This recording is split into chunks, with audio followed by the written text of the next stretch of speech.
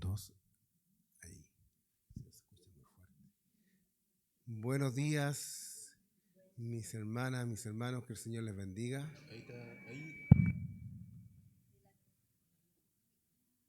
¿Hay algún parlante cerca? Ahí sí. Bien. Para mí, como siempre les digo, es una bendición para cada uno de nosotros, los maestros, de poder compartir la palabra del Señor con cada uno de ustedes, ¿ya? Que también hace a nuestra vida, ¿o no? Amén. ¿Cierto? Es nuestro alimento espiritual, la palabra del Señor. Bien, vamos a continuar con el libro de los Hechos en el capítulo 9. Ya la semana pasada el pastor Guillermo Hinojosa, ¿no es cierto?, nos hizo un resumen con respecto a la conversión de Pablo y los acontecimientos históricos de su conversión y de lo que estaba pasando en el entorno. Bien, el texto clave, voy a hablar varias cosas al tiro porque después se me va a olvidar. El texto clave es Hechos 9:31. Texto clave, Hechos 9:31. Bien. Vamos a orar primeramente. Estoy esperando que... ¿Estamos todos listos ya? Ahora sí. Bien, vamos a orar. Señor, te damos gracias en esta hora por tu amor, tu misericordia. Gracias, Señor, porque tú has permitido que podamos llegar a tu casa de oración para aprender más de tu palabra, Señor. Gracias, Señor, por esta palabra que tú nos has entregado, Señor, que tú nos has dejado, Señor, que hace tan bien a nuestra alma, a nuestra vida, Señor. Porque ella es un refrigerio para nosotros, Señor, porque ella es la que nos conduce, Señor, porque ella es la que nos lleva, Señor, a la salvación, a seguirte a ti, Señor, y a andar conforme a tu camino, Señor. Gracias, Señor, por esta palabra hermosa que tú nos has dejado, maravillosa, que nos conduce a la vida eterna, Señor. Bendice a mis hermanas, a mis hermanos que están acá presentes, Señor. Sé tú obrando en sus vidas, que tu Espíritu Santo sea hablando en esta mañana a cada una de nuestras vidas, Señor. Que tú seas, Señor, obrando en medio nuestro, que tú seas glorificándote, Señor, y que seas, Señor, tu Espíritu Santo en medio nuestro, Señor, enseñándonos todas las cosas, Señor. Y que la gloria y la honra sea para ti, Señor, porque tú mereces toda honra y toda gloria, Señor. Y también te pido para que tú seas usándome, Señor, usa mis labios, Señor, para hablar de tu palabra, para hablar lo que tú tienes preparado, Señor. Que no sea mi voz, que no sean mis pensamientos, sino que seas tu pensamiento, Señor, a través de mí, que puedan ser expresados, Señor, por mi boca, Señor, para la iglesia. En el nombre de Jesús, amén y amén. Gloria al Señor. Estoy un poco resfriado, así que, pero estoy bien. La semana pasada sí que estaba más o menos.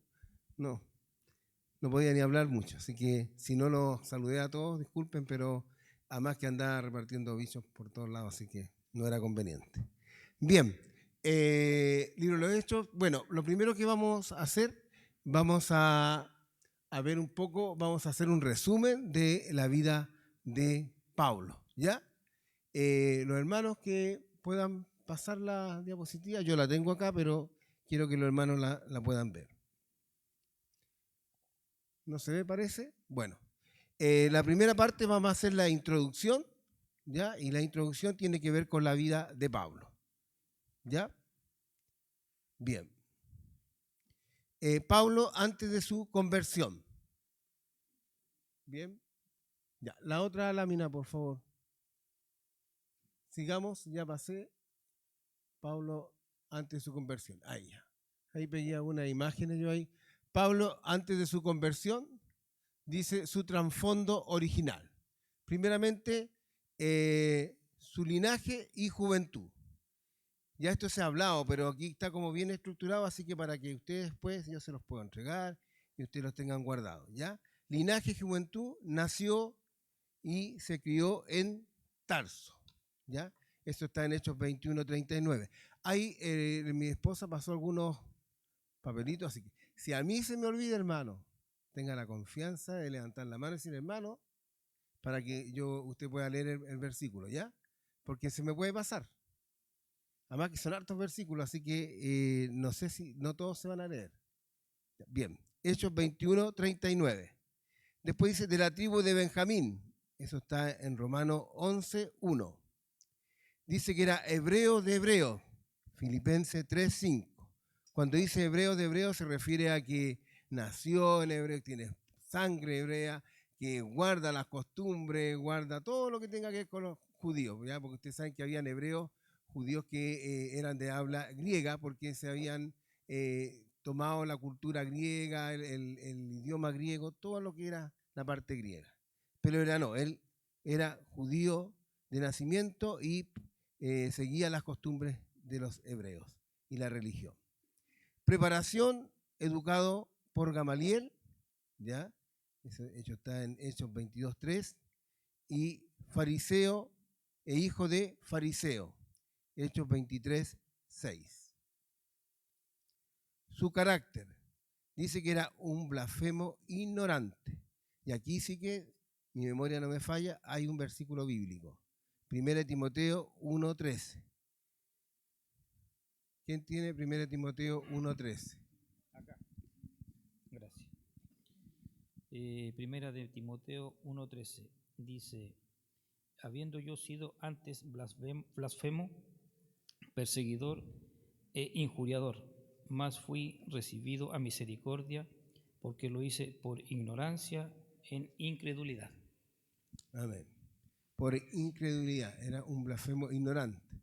¿Ya? A veces lo dice él porque a veces nos cuesta decir que era un blasfemo ignorante, pero la palabra lo dice. Como decía el pastor Guillermo la semana pasada, quizás tenía mucho conocimiento de la escritura, del antiguo, pero no se había revelado a él el Señor aún. Por lo tanto, él perseguía a la iglesia porque era ignorante en cuanto a la revelación de Cristo en su vida. Amén. Bien, mostró gran celo en intentar guardar la ley y en intentar destruir la iglesia. Filipenses 3:6, también ese alguien lo tiene. Amén. En cuanto al celo, perseguidor de la iglesia. En cuanto a la justicia, que es en la ley, irreprensible.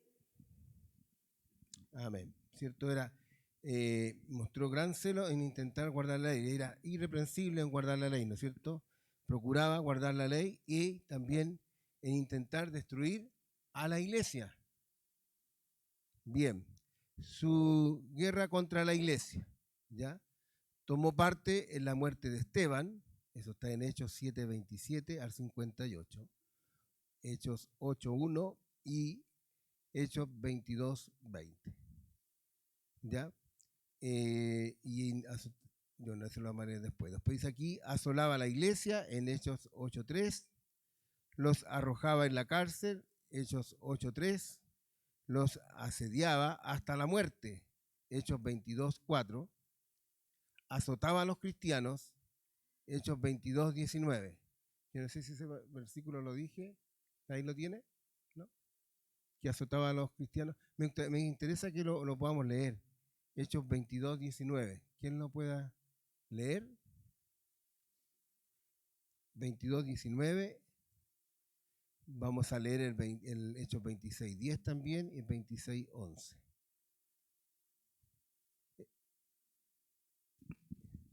Amén. Ahí Pamela lo va a leer. Hechos 22:19. Yo dije, Señor, ellos saben que yo encarcelaba y azotaba en todas las sinagogas a los que creían en ti. O sea, él azotaba a los creyentes, ¿ya? A los que creían en el Señor Jesús. Daba su voto para matarlos. Hechos 26:10. ¿Alguien tiene 26:10?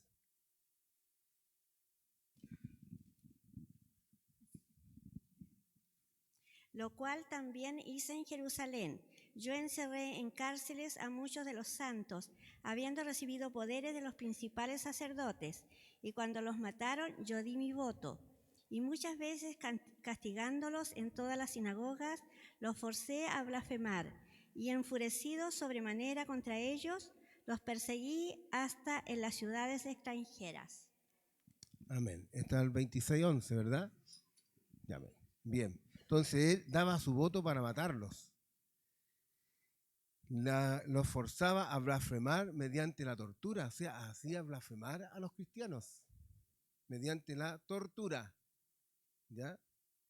No solamente los azotaba, no solamente daba su voto, su consentimiento para matarlos, ¿ya? Sino que también los forzaba a blasfemar mediante la tortura.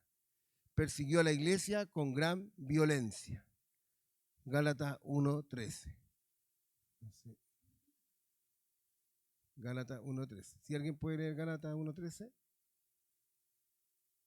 ¿Alguien tiene Gálatas 1:13? Hermana. A ver, ¿quién gana? Podríamos dar el premio para quien lee primero. Ya, hermana Marcela. ¿Sí? Gálatas. Ahí va a leer hermana Marcela, perdón. Marcela.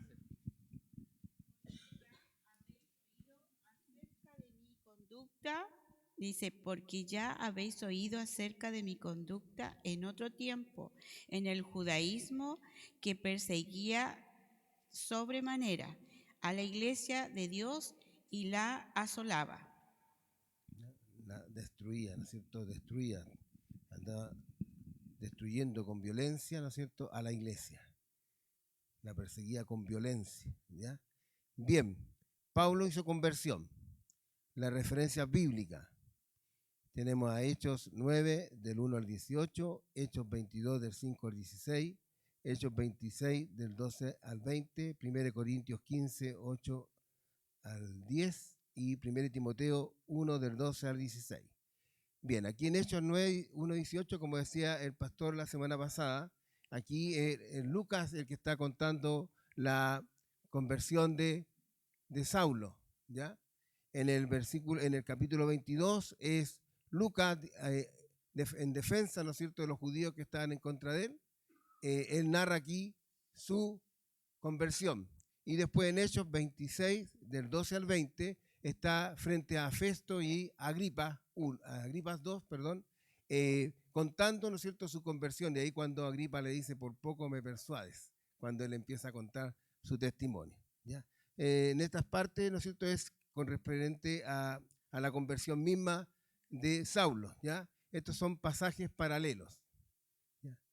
Se llaman pasajes paralelos todos aquellos cuando nosotros queremos investigar sobre algún hecho histórico o algún suceso, algo. Uno busca en distintos pasajes donde puedan hablar del mismo tema. Por ejemplo, en los evangelios hay muchos pasajes paralelos, porque hay partes que Mateo lo explica de una manera más abreviada, quizás Juan no lo explica mucho o Lucas lo explica más extensamente, y al final al ver los 4 evangelios usted puede tener más claridad con respecto al hecho que se está informando en el evangelio o en una historia o en un suceso especial, ¿ya? En este caso es la conversión de Saulo.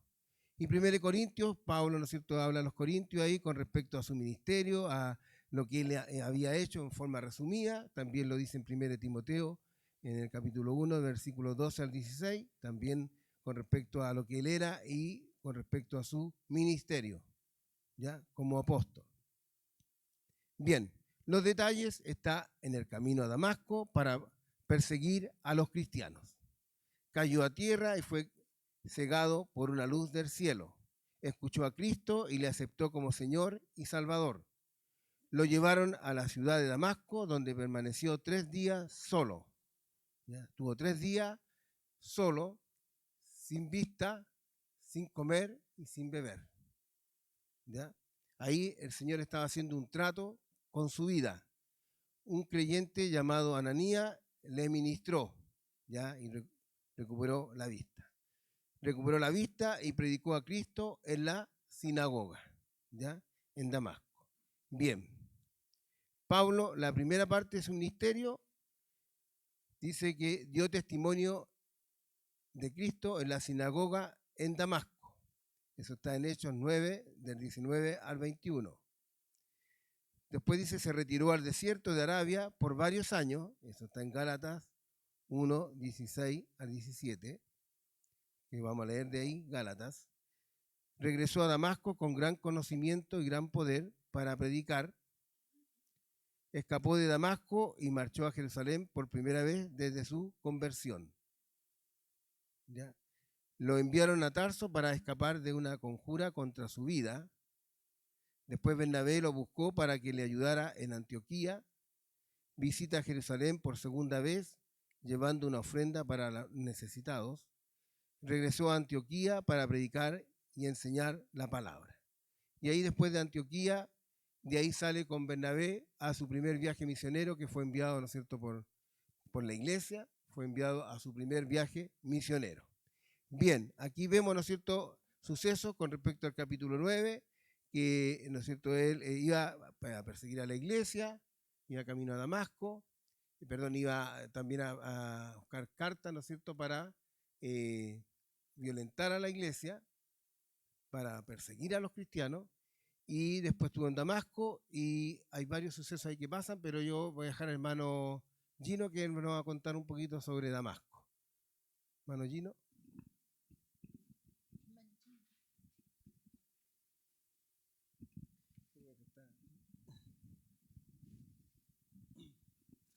Sí, buenos días.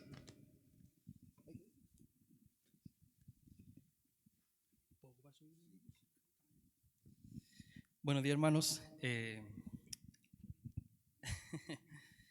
El Señor les bendiga. El hermano Enrique me pidió este apoyo bien breve, con un paréntesis que vamos a hacer ahora con respecto al estudio de la vida de Pablo, y el paréntesis en este caso va a estar enfocado en dos personajes bien importantes en lo que estamos analizando hoy día, principalmente Pablo o Saulo, ya como lo estaban presentando aquí acerca de su vida. Y el segundo personaje es Ananías, que también tuvo una conexión directa también con Pablo, ahí a medida que lo vayamos analizando. Pero también nosotros, la intención es tratar de entender el contexto geográfico e histórico que se encontraba cada uno de ellos, ¿ya? Porque a veces uno, cuando lee los pasajes bíblicos, pasa por alto muchas cosas que cuando uno empieza a profundizar, empieza a entender los contextos de cada una de las cosas que el Señor nos va enseñando. Amén. Bueno, ahí, como sale ahí, la primera parte, bueno, habla acerca de Saulo en Damasco, ¿ya? Aquí es bien interesante esta parte porque en este pasaje bíblico, en el capítulo 9 del libro de Hechos, se menciona por primera vez la ciudad de Damasco, ¿ya? Y esto fue un hecho súper importante que Dios permitió en esta instancia con con Saulo, porque fue el lugar donde se le apareció a él, pues, y es donde inició su ministerio. De hecho, él empezó a predicar por primera vez en Damasco, ¿ya? Y bueno, y tal como se señala en el libro de los Hechos capítulo 9, entre el versículo 1 al 2, aquí es donde Pablo o Saulo manifiesta al sumo sacerdote de Jerusalén viajar a la sinagoga de Damasco con el objetivo de hallar a algunos hombres y mujeres que eran seguidores de Jesús. Y la intención de esas cartas que Pablo le había pedido al sumo sacerdote era traerlos presos a Jerusalén, a todos aquellos hermanos que estaban en Damasco, ¿ya? Sin embargo, es interesante, mientras meditaba respecto a este análisis, la actitud de Pablo. Porque ¿por qué él iba para allá? Esa fue una pregunta que me hice yo. Bueno, y había una intención, pues, y la reflexión que saqué como conclusión es que en aquella época había una iglesia cristiana muy grande en la ciudad de Damasco. Por eso a él le entró como esa preocupación o ese interés por viajar, porque no era como ir de Quilpué a Villa Alemana, era un viaje largo, ¿ya? Para ir para allá y buscar a hermanos o seguidores de Jesús para llevarlos presos, ¿ya? ¿Y por qué lo interpretamos así? Porque el hecho de querer viajar para allá y traer presos hermanos significaba que había una iglesia grande y estaba repercutiendo a otras zonas también. Estaba creciendo la palabra de Dios, ¿ya? ¿Y cómo podemos nosotros evidenciar dentro de la misma palabra que había una iglesia ahí? Si nosotros buscamos bien preciso en el libro de los Hechos capítulo 9, desde el versículo 10 al 19, no lo voy a leer ahora porque si no va a ser muy extenso, dice algo bien puntual ahí. Dice, relata la vida de un discípulo llamado Ananías, ¿ya? Ananías no era cualquier persona, era un discípulo del Señor. Y además tenía un testimonio.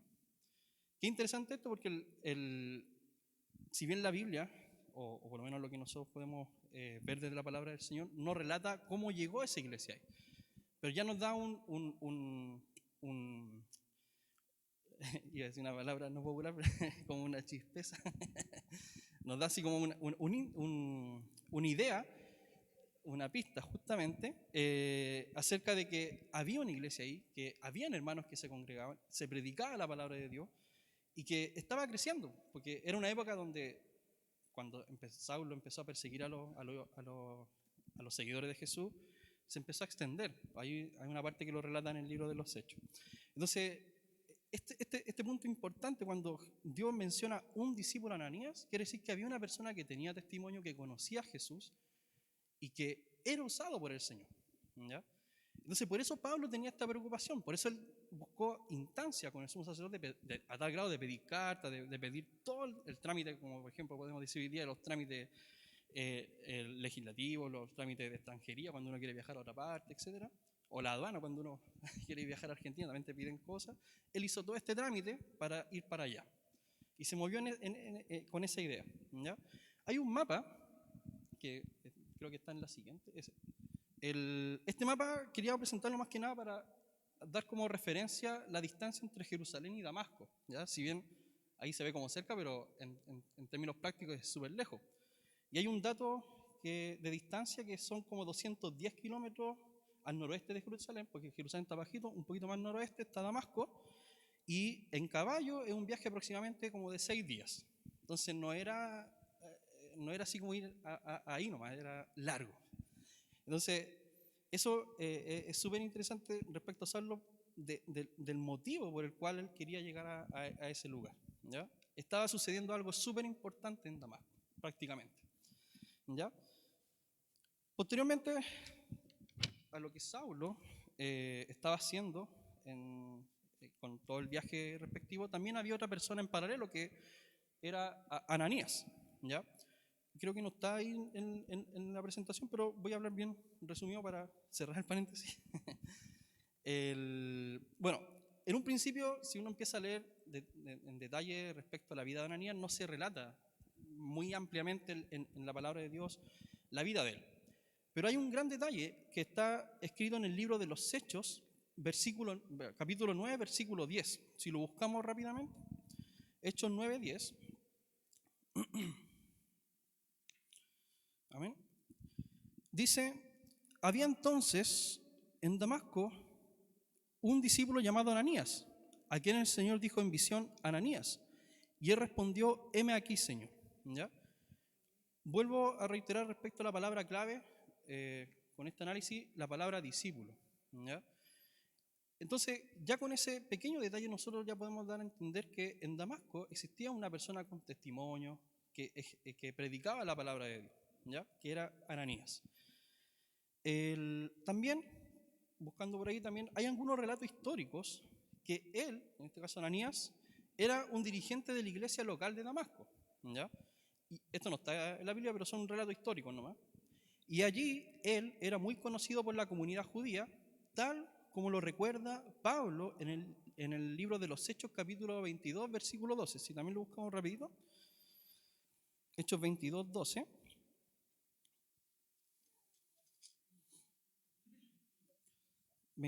Dice, entonces uno llamado Ananías, varón piadoso según la ley, que tenía buen testimonio de todos los judíos que allí moraban.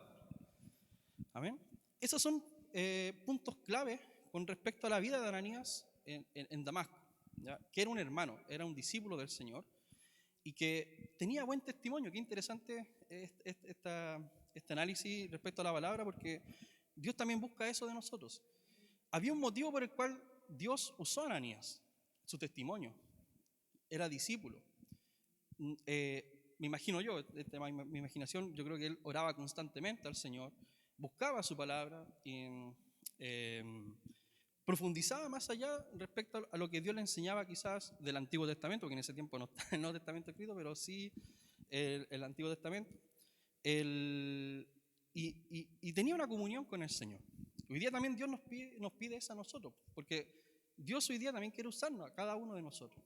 Pero también para que Dios nos use, tenemos que seguir este ejemplo de Ananías, de tener un testimonio, de tener quizás una comunión directa con el Señor, porque yo me pongo a pensar y digo, no creo que Dios haya escogido a alguien de la calle así como por el azar y le haya mostrado una revelación muy grande, porque no era una revelación cualquiera, era la revelación del Evangelio del Señor a una persona cualquiera, sin desmerecer obviamente lo que Dios puede hacer, ¿ya? Pero qué importante es el testimonio de Ananías por el hecho de que era un discípulo del Señor, amén, en ese momento. Y además, no un momento fácil porque era un momento de persecución. Yo creo que en esa época, muy distinto a lo que pasa hoy día, era súper difícil ser discípulo del Señor. ¿Amén? Pero ya había un antecedente que tenía Ananías, que era de buen testimonio. ¿Amén? Bueno, para concluir, voy a dar unos pequeños datos históricos, ¿ya? Porque ya analizamos las dos personas importantes, o los dos personajes importantes respecto a este estudio del libro de los Hechos, y vamos a analizar un poquito la ciudad de Damasco, ¿ya? Damasco en tiempos de los primeros cristianos. Hoy día, bueno, estos son datos históricos solamente. Damasco es la capital de Siria, ¿ya? Al norte de Israel, como lo estamos viendo ahí en el mapa, que desapareció. Actualmente Damasco es la ciudad más grande de Siria, con una población estimada de más de 4 millones de personas, ¿ya? Damasco se menciona en documentos egipcios antiguos como un centro de caravanas en el sur de Siria, ¿ya? Durante el periodo del Antiguo Testamento, su posición geográfica hizo que fuera muy próspera por las rutas comerciales que tenía, ¿ya? Si uno analiza un poco más la situación en esa época que se llamaba la región de Palestina, bueno, en los tiempos de los romanos también, cuando hicieron las conexiones de ruta, todo eso, también empezó a crecer y eran tierras muy ricas prácticamente, ¿ya? Como referencia histórica también, ahora lo vamos a ir un poquito más a los pasajes bíblicos, porque también en el Antiguo Testamento salen en referencia histórica respecto a Siria o Damasco, ¿ya? El rey David extendió su control sobre la región cuando derrotó a los sirios, y esto está escrito en el libro de 2 de Samuel, capítulo 10, y vamos a leer brevemente los versículos 18 y 19 respecto a Siria. Segunda de Samuel, capítulo 10, versículos 18 y 19.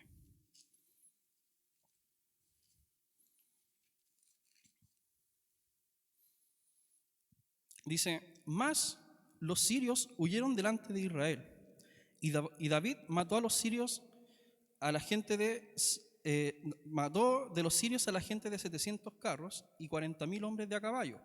Hirió también a Sobac, general del ejército, que murió allí. Viendo, pues, todos los reyes que ayudaban a Adad-Eser, cómo habían sido derrotados delante de Israel, hicieron paz con Israel y les sirvieron. Y de allí en adelante los sirios temieron ayudar más a los hijos de Amón, que en este caso serían los amonitas, ¿ya? Ahí hay un contexto histórico en la época de David respecto a Siria, ¿ya? Recordemos que Damasco es la capital de Siria, entonces tenían una conexión geográfica directa. Más adelante, sin embargo, en los días de Salomón, los sirios se rebelaron restableciendo el control total de Damasco, o en este caso de Siria. Y eso está escrito en el libro de Primera de Reyes, capítulo 11, del versículo 23 al 25. Vamos a ver rapidito, para que no... Primera de Reyes, capítulo 11, versículo 23 al 25. Dice, Dios también levantó por adversario contra Salomón a Rezón, hijo de Eliada, el cual había huido de su amo Adad-Eser, rey de Soba, y había juntado gente contra él, y se había hecho capitán de una campaña cuando David deshizo a los de Soba. Después fueron a Damasco y habitaron allí, y le hicieron rey en Damasco. Y fue adversario de Israel todos los días de Salomón, y fue otro mal con el de Adad, porque aborreció a Israel y reinó sobre Siria. ¿Ya? Aquí ya vemos un hecho histórico, que Israel ya perdió el control total de Siria o de Damasco, y ahí ya, como estaba relatando, los sirios volvieron a tener el control de esa ciudad prácticamente, ¿ya? Bueno, volviendo a un poco más los antecedentes históricos, la ciudad y la región de Siria serían destruidas más adelante por los asirios, aproximadamente en el año 732 a.C., ¿ya? Mientras ellos expandían hasta la muralla de Jerusalén. Después de los asirios, Damasco fue tomado por los caldeos, los persas, los griegos, los romanos, ¿ya? Ahí más o menos cuando uno va estudiando respecto a la historia, esto es paralelo a lo que es la palabra de Dios, y bueno, este último de los romanos bajo Pompeyo en el año 64 a.C., ¿ya? Bueno, Siria era una parte de Decápolis, ¿ya? Decápolis, en temas de significado, son agrupaciones de 10 ciudades, en especial un grupo en Jordán, en Israel y otro en Siria, ¿ya? Ya con este análisis respecto ya a los romanos en la provincia de Siria, ya en esta condición ya tenían una autonomía como país o como nación, por decirlo de esa manera, ¿ya? Y ahí más o menos coincide en la época de los romanos lo que Pablo pidió al sumo sacerdote, las cartas para poder llegar a esa ciudad y poder llevarse preso o con la intención de llevarse preso, mejor dicho, a los hermanos que seguían al Señor, ¿ya? Por eso eran importantes las cartas, porque no podía llegar y pasar desde Jerusalén a Siria o Damasco, ¿ya? Porque había una autonomía. Bueno, como conclusión final, en la época del Nuevo Testamento había una gran comunidad judía que vivía en Damasco, ¿ya? Así como también una comunidad cristiana, como lo habíamos mencionado desde un principio. Fue allí cuando Saulo se dirigió con órdenes de perseguir a los creyentes y, detenido por Jesús cerca de Damasco, fue llevado allí y tuvo que esperar 3 días antes de que Ananías, a quien Jesús le había dado instrucciones, llegó y le explicó cómo seguir a Jesús en lugar de luchar contra él y su causa, ¿ya? Ahí cuando fue el encuentro de Pablo, también el encuentro con Ananías, y Dios los unió a los dos para empezar una causa o un hecho histórico nuevo, ¿ya?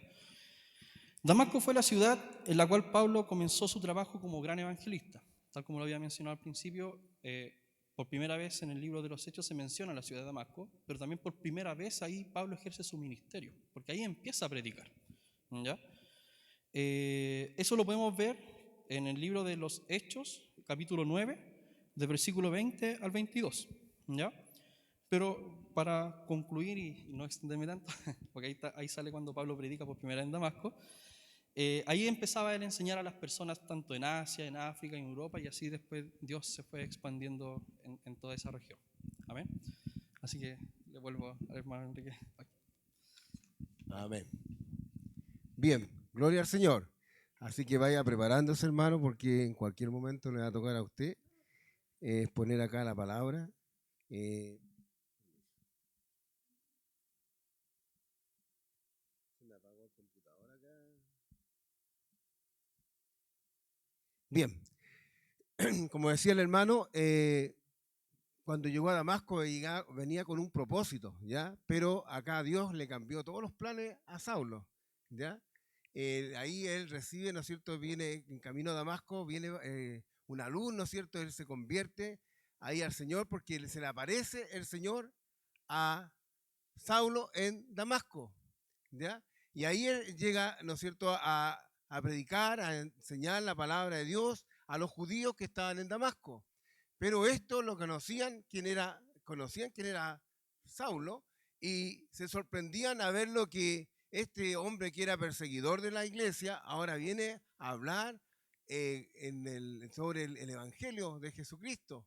Entonces para ellos se desconcertaban y fue complicado. Bueno, de ahí Pablo se fue a Arabia, dicen, según la historia y según lo que dice Gálatas, y de ahí se fue, volvió de nuevo a Damasco, y de Damasco, cuando estuvo predicando en Damasco, de ahí se fue a Jerusalén. Y eso es lo que vamos a ver ahora para retomar.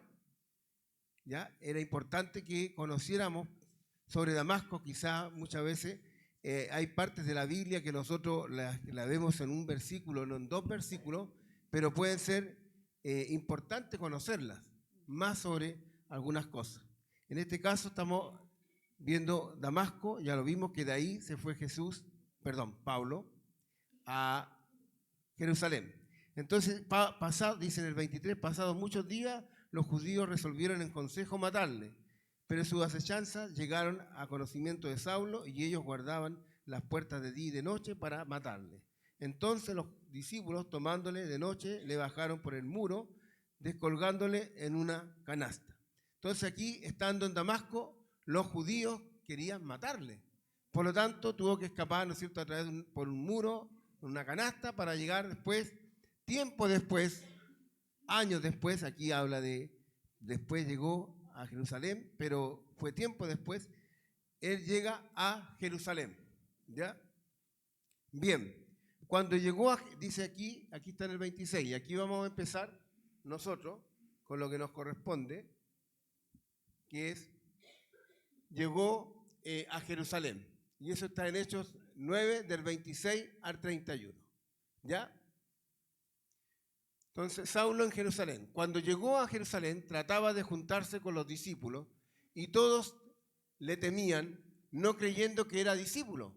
Pero Bernabé lo tomó y lo presentó a los apóstoles y les contó cómo Saulo había visto al Señor en el camino y que él le había hablado y cómo en Damasco había hablado con valor en el nombre de Jesús. Y estaba con ellos moviéndose libremente en Jerusalén, hablando con valor en el nombre del Señor. También hablaba y discutía con los judíos helenistas. Mas esto intentaban matarlo. Pero cuando los hermanos lo supieron, lo llevaron a Cesarea y de allí lo enviaron a Tarso. Entre tanto, la iglesia gozaba de paz por toda Judea, Galilea y Samaria, y era edificada y andando en el temor del Señor y en la fortaleza del Espíritu. Amén. Amén. Bien. ¿Qué podemos decir de esto, hermano? Del capítulo 9, del versículo 26 al 31.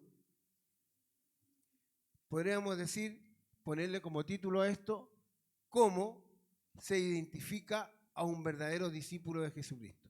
Ya hablaba el hermano Gino, ¿no es cierto?, con respecto a que Ananías era un discípulo.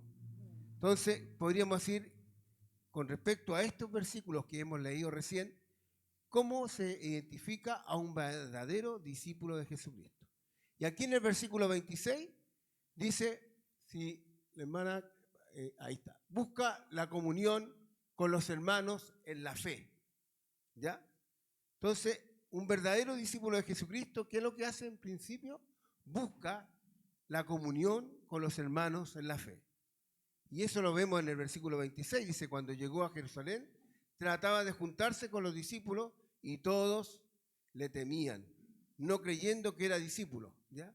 Entonces, lo primero que hizo Pablo una vez que se convirtió, cuando él se convirtió, fue a predicar el evangelio en la sinagoga en Damasco, y él cuando llegó a Jerusalén, donde estaban los discípulos de Cristo, donde estaban la iglesia, ya donde estaban los apóstoles, los que quedaban ahí, él, ¿qué es lo que quiso hacer? Es juntarse con los discípulos. Tenía una necesidad de juntarse con los discípulos. Entonces, una de las cosas importantes, cómo se puede identificar un verdadero discípulo, es que busca la comunión con los hermanos. ¿Ya? En la iglesia del Señor no están los llaneros solitarios. Así que si alguien dice, no, yo sirvo al Señor solo en mi casa y no necesito de nadie, necesito ir a la iglesia porque tengo la Biblia, veo predicaciones, incluso las predicaciones del pastor las veo por video, así que no tengo ningún problema. Pero el verdadero discípulo busca la comunión con los hermanos. ¿Por qué busca la comunión con los hermanos? Porque somos un cuerpo. Porque somos un cuerpo, el cuerpo de Cristo. Y el cuerpo de Cristo, ¿no es cierto? Y el cuerpo necesita cada uno de los miembros. Por lo tanto, cada uno de nosotros necesitamos de nuestros hermanos. Y Pablo, ¿no es cierto? En este caso, Saulo se llamaba en ese entonces, necesitaba tener la comunión con sus hermanos. Estar con la iglesia, a pesar que él sabía lo que leímos anteriormente, ¿no es cierto? Cómo él asolaba a la iglesia, cómo él iba para destruir a la iglesia, cómo él, ¿no es cierto?, torturaba a los hermanos, cómo los azotaba, cómo dio, ¿no es cierto?, su consentimiento para que los hermanos cristianos fueran, ¿no es cierto?, destruidos. Cómo él consintió en la muerte de Esteban, pero ese era el Saulo que no conocía a Cristo, Pero cuando este Saulo llegó a conocer a Cristo, lo que él quería era tener comunión con los hermanos. Porque eso es lo que hace el Espíritu Santo en la vida del creyente. Cuando estamos en Cristo, nosotros anhelamos estar con nuestros hermanos, anhelamos estar en la comunión con los hermanos, con la congregación, porque la palabra lo dice, no dejando de congregarnos. Mirad cuán bueno y cuán delicioso están los hermanos juntos, lo estoy parafraseando, y en armonía, porque allí derrama el Señor bendición y vida eterna. Entonces era importante la comunión. Pablo buscaba la comunión con sus hermanos. Segundo,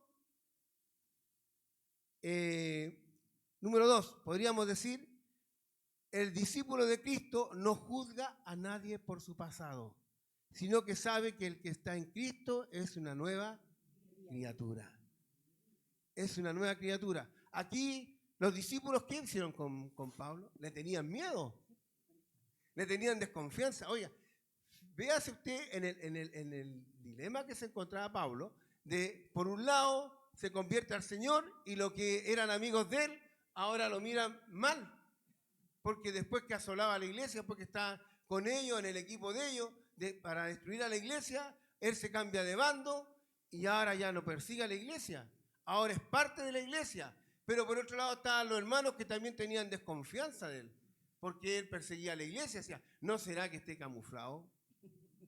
¿No estará camuflado entre medio nuestro y quiera seguir matando? Acuérdense que muchos de ellos habían perdido a su familia. Entonces, usted que venga alguien, dice que mató a un familiar suyo, pues diga, yo me convertí al Señor, ahora soy tu hermano.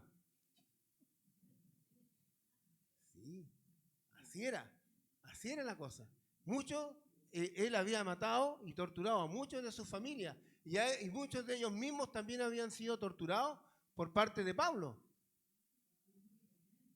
Era grande, entonces había ahí una situación complicada, pero como Pablo era discípulo del Señor, él se humilló. Él quería estar con sus discípulos, él sabía, con los discípulos, él sabía que iba a ser difícil. Pero aquí hay un segundo ítem, o un segundo, digámoslo, enunciado. El verdadero discípulo no juzga a nadie por su pasado, sino que sabe que el que está en Cristo es una nueva criatura. Por lo tanto, si usted en algún tiempo me conoció que yo era malo, perverso, no sé, sigo igual, no. No, hermano. Pero usted tiene que ver que ahora en Cristo somos nueva criatura. Cuando nosotros llegamos al Señor y hay gente que nos conoce de antes, y dice, es cristiano, este es canuto ahora. Y era más malo que... O a veces nosotros mismos, hermanos, dentro de la misma congregación, iglesia, muchas veces decimos, estos cabros chicos que andan corriendo, que este niño que acá, y después vemos que esos niños son siervos del Señor. A veces hay jóvenes que nosotros vemos que decimos, oye, si ese joven, ¿qué es? Ese joven va a orar. Y una vez un pastor dijo, ese joven, lo miraba como así nomás, un pastor, no de acá por si acaso. Miraba así nomás al joven como, y un día lo escuchó orar y dijo, me quedé asombrado, dijo. Porque a veces nosotros vemos con estos ojos, pero no vemos con los ojos del Señor. ¿Ya? Por lo tanto, muchas veces podemos caer en esto, en juzgar, pero tenemos que entender que cuando estamos en Cristo somos nueva criatura y el pasado ya no cuenta. Por lo tanto, si viene algún hermano, alguna persona nueva que usted le conoció su pasado, mírenlo como su hermano, como una nueva criatura. Las cosas viejas pasaron, dice 2 Corintios 5, 17, dice, de modo que si alguno está en Cristo, nueva criatura es, las cosas viejas pasaron, todas son esas nuevas. Aquí no hay ninguno parchado, somos todos nuevos. Así que el Señor no, que esta cosita acá, no, el Señor lo hizo nueva criatura, hermano, confíe en eso. Así que no, excusémonos con las cosas del pasado, porque Dios nos ha hecho nueva criatura. Amén. Bien. Y en Damasco utilizó, ¿no es cierto?, como decía el hermano, a Ananías para que se pudiera comunicar con los hermanos. ¿Ya? ¿A quién usó en Damasco? Usó a Ananías para que Pablo pudiera comunicarse con los hermanos. Y en Jerusalén, ¿a quién usó? A Bernabé, ¿no es cierto? ¿A quién usó? A Bernabé. Y ya se nos va a terminar la clase. Hermana Marcela, usted no se me va a escapar. Así que venga para acá, hermana Marcela, y hablen un poco sobre Bernabé. Hermana Marcela nos va a hablar un poco de Bernabé. No importa que no terminemos, pero tiene que hablar de Bernabé. Marcelita.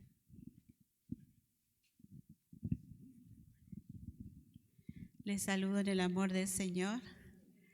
Bueno, recordar la biografía de Bernabé, quienes a lo mejor no lo conocían o puede que no haya recordado, pero me corresponde hacer una biografía de Bernabé. Lo que yo pude ahí buscar, dice: Bernabé era un hombre judío de la tribu de Leví, nacido en Chipre, llamado José. Esto está en Hechos 4:36, a quienes los apóstoles llamaron Bernabé. Ese sobrenombre, que significa hijo de consolación, está en Hechos 36:37, dice: o hijo de exhortación. Se lo pusieron probablemente por causa de su inclinación a servir a los demás. Hechos 4:36-37. Y su disposición para hacer todo lo que los líderes de la iglesia necesitaran. En Hechos 11:25-31. Él fue considerado un varón bueno y lleno del Espíritu Santo y de fe.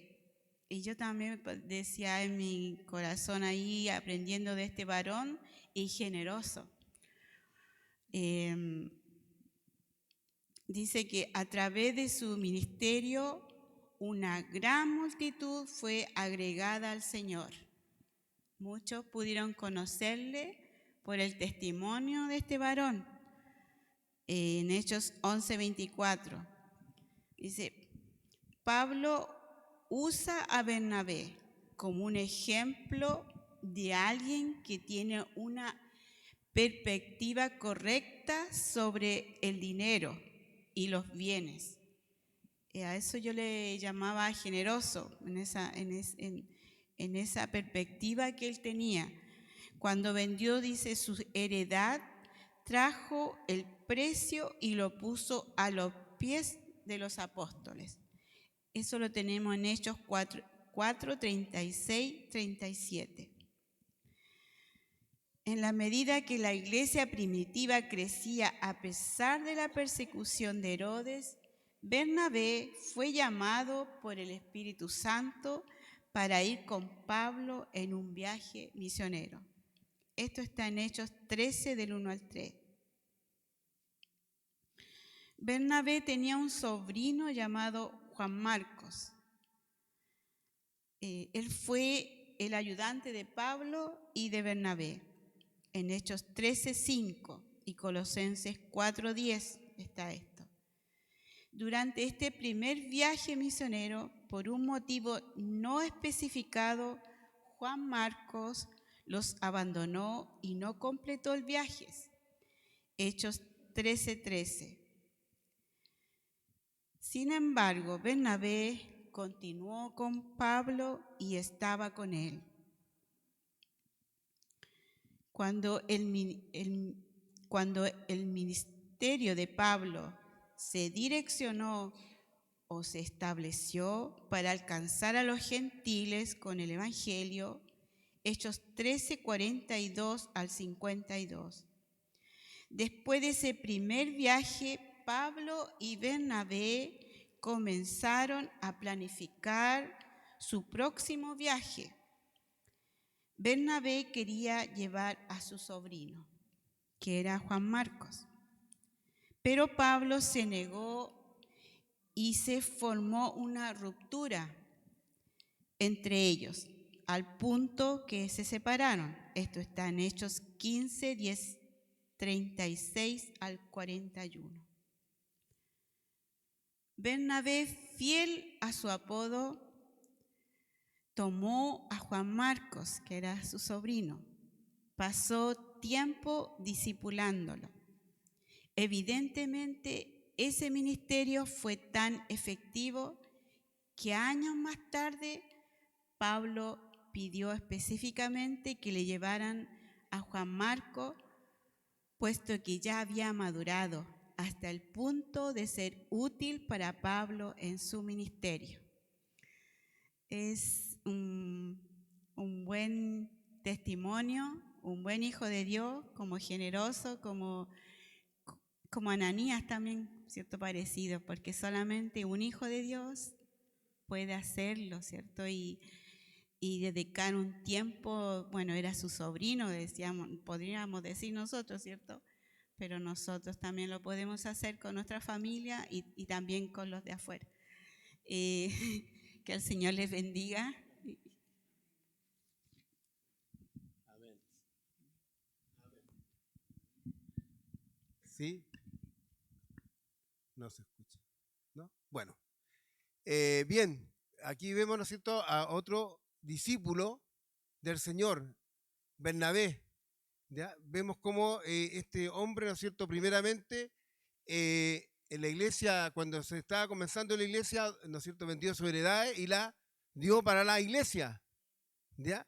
Después acá vemos cómo, ¿no es cierto?, con Pablo, él, a pesar que la iglesia lo resentía, no quería estar con Pablo, tenía temor, él lo lleva a la iglesia, él lo presenta, ¿ya?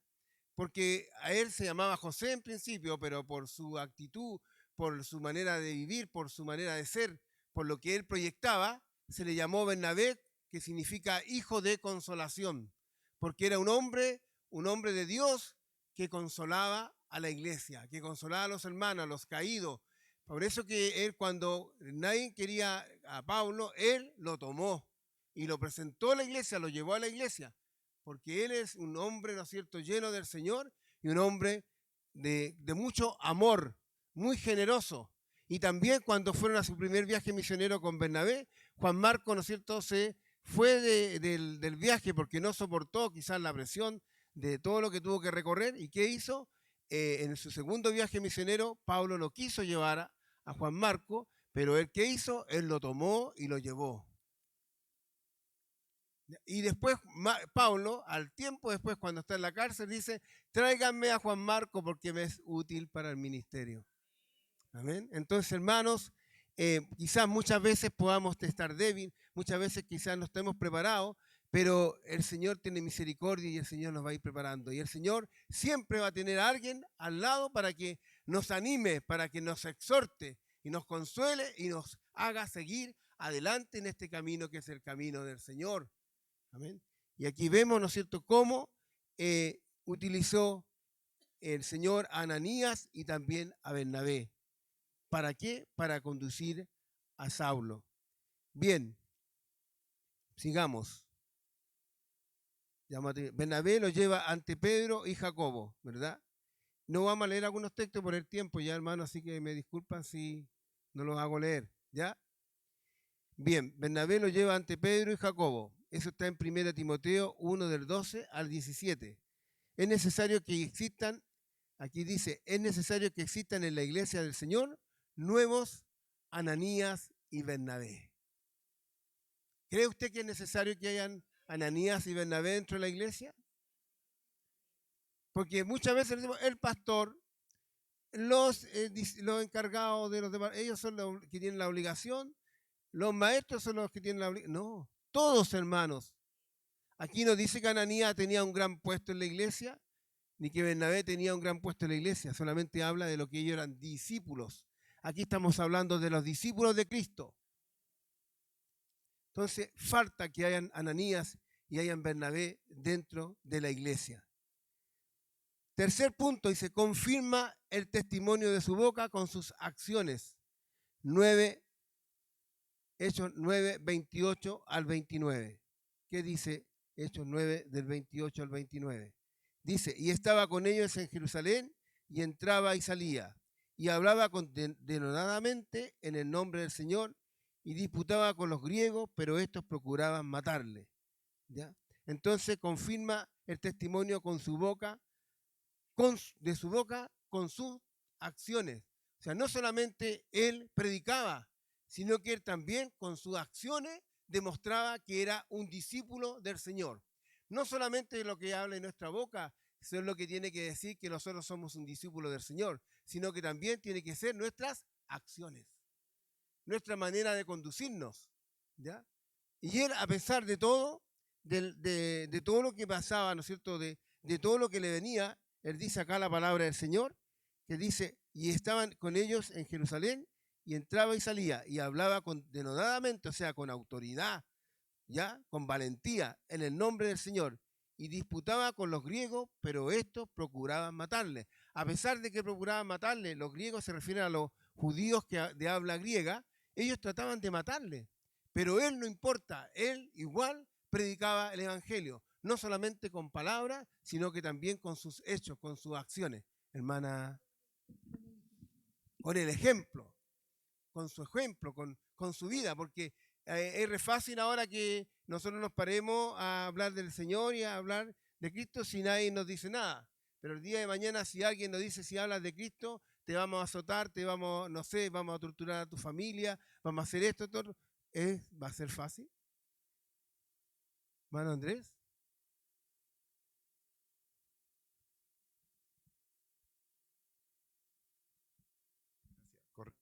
Con respecto a lo que dice usted, tenemos una duda. O sea, tenemos. Él pidió cartas, ¿cierto?, para ir a perseguir a los cristianos. Se las dieron. ¿Cómo le explicó a ellos ese cambio de actitud? Si lo mandaron una cosa y después volvió y terminó haciendo otra. ¿Cómo se explicó eso? ¿O cómo le dijo, chuta, fui para una cosa y terminó haciendo otra? ¿Se sabe eso o no? Claro. No sé, hermano. Anótenlo en una libretita y cuando estén ahí en el cielo le pregunta, ¿ya? Allá le pregunta qué pasó. Bueno, aquí vemos como que hay cosas que son conforme a nuestra voluntad. Hay muchas veces queremos hacer muchas cosas, pero el Señor nos manda a hacer otras cosas. Aquí él iba con un propósito de pedir cartas para perseguir a los cristianos que estaban en Damasco. Pero el Señor cambió sus planes, por hermano. Y muchas veces usted, hermano, tiene un plan en su vida, para usted, para sus hijos, pero Dios le cambia sus planes. Y usted va a la derecha y Dios le dice, no, anda a la izquierda. Sin sentido político, por supuesto, pero el Señor, usted va a un lugar y Dios le dice, váyase para el otro lado. ¿Ya? Entonces, muchas veces nosotros podemos tener planificado hacer una cosa, pero el Señor tiene otra cosa. Él iba con un propósito de perseguir, de matar a los cristianos, pero el Señor tenía preparado otra cosa para él. Entonces, no es lo mismo. Hermano Guillermo, pastor, ¿usted quiere hablar? Sí, algo importante que debemos notar es que si bien es cierto, él iba con cartas de autorización para perseguir a los cristianos en Damasco y apresarlos, debemos entender que detrás del encuentro que tuvo con el Señor Jesús, Saulo, detrás de ese encuentro pasaron varios días. De hecho, él estuvo 3 días ciego. Después de eso fue instruido por Ananías y después de varios días y después de mucho tiempo se presentó como discípulo. Y para explicar eso fue acompañado por Bernabé, porque ni los discípulos querían aceptarlo. Entonces Bernabé le explicó el cambio que Jesucristo había provocado en el corazón de Saulo. Esa sería la explicación más sabida a través de la Escritura. Gracias, pastor Guillermo. Exactamente. Bien, ¿quedó claro? Amén. Bien, cuarto, un verdadero discípulo siempre está listo para ayudar a sus hermanos en la fe. ¿Ya? Y con eso terminamos. Siempre está dispuesto a ayudar a sus hermanos en la fe. Y eso lo vemos, ¿no es cierto?, como lo que pasó con Bernabé. Vemos que lo que dice el Señor a través del Evangelio. Ahí está, 1 Juan 3:16, 18, Romanos. Y vemos cómo, ¿no es cierto?, siempre nosotros tenemos que estar dispuestos a apoyar, a ayudar a nuestros hermanos en la fe. Son 4 puntos importantes que lo vamos a ver. Dice, para terminar, punto 1, ¿quién lo puede decir? Primer punto, busca la comunión con los hermanos en la fe. Punto 2, busca la comunión, eso ya lo dijimos, punto 1. Punto 2, no juzga a nadie por su pasado, sino que sabe que el que está en Cristo es una nueva criatura. Punto 3, dice, confirme el testimonio de su boca con sus acciones. Y punto 4, un verdadero discípulo siempre está listo para ayudar a sus hermanos en la fe. Amén. Señor, te damos gracias en esta tarde por tu amor, tu misericordia. Gracias, Señor, por esta palabra. Señor, gracias por mis hermanos que se han dispuesto, Señor, a escuchar, y por los hermanos que ayudaron en esta clase, Señor. Gracias por ellos también. Bendíceles, Señor, y que esto, Señor, sea para ellos, Señor, un inicio, Señor, para un ministerio de la enseñanza, Señor. Se tú obrando en ellos también, porque sabemos que tú obras, Señor, en medio de tu pueblo, Señor. Te alabamos, te bendecimos, te pedimos la bendición, y también pedimos la bendición de esta ofrenda que se va a tomar, Señor, para que tú seas obrando y tú seas, Señor, para tu honra y tu gloria, Señor, sea esta ofrenda, Señor, para que se multiplique, Señor, este ministerio, Señor, y podamos también enseñarles a otros y poder servirle a otros, Señor. Gracias, Señor, te alabamos, te bendecimos, en el nombre de Jesús. Amén. Amén. Bien, las hermanas que están encargadas de tomar la ofrenda.